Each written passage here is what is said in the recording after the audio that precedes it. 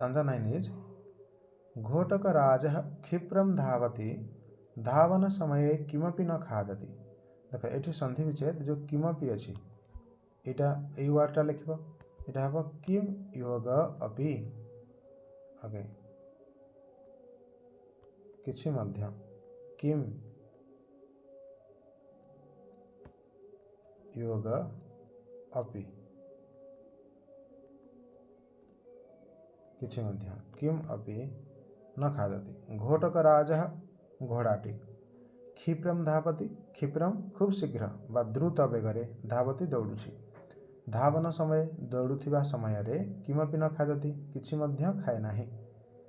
यार संस्कृत जो गद्य रूप एमती हेब घोटकराजः क्षिप्रम धावति धावन समये किमपि न खादति।